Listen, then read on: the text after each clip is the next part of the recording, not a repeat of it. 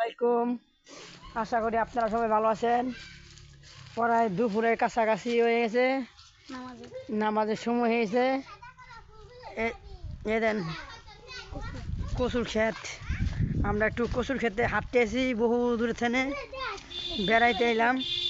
এই যে দেন লতি ধরছে, আপনাদের দেখাচ্ছি। এই যে লতি লতি, এই দেন আপনার দেন পাশাপাশি হলো ধান ক্ষেত।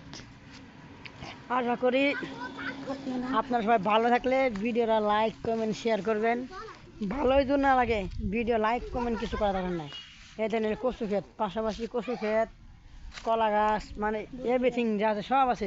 যে বড়ই গাছ, আর কয়দিন পরে বড়ই ধরবো। এই দেন পানি মোটর দিয়ে কচু খেতে পানি দেয়। ধান আবার ধান, পাশাপাশি ধান ক্ষেত সব। আর পাশাপাশি একটা পুষ্কুনিও আছে। পুষ্কুনিটা মানে বহুত নোংরা হয়ে গেছে, কারেন্টের খাম্বা। এই যে পুষ্কুনির মধ্যে পানিটা ভালো না, পুষ্কুনিটা ভালো না, পানিটা নষ্ট হয়ে গেছে। মাছ ছাড়লে আবার খুব ভালো চাষ করা যেত। এই দেখেন কত সুন্দর ফুল, ফুলটা অনেক ভালো ফুল। এই ফুলটার নাম কি আপনারা কমেন্টে উত্তর দিয়ে জানা দিবেন ভাই। এটা কি গাছের ফুল সবাই ভালো করে বলবেন, ঠিক আছে? ধন্যবাদ।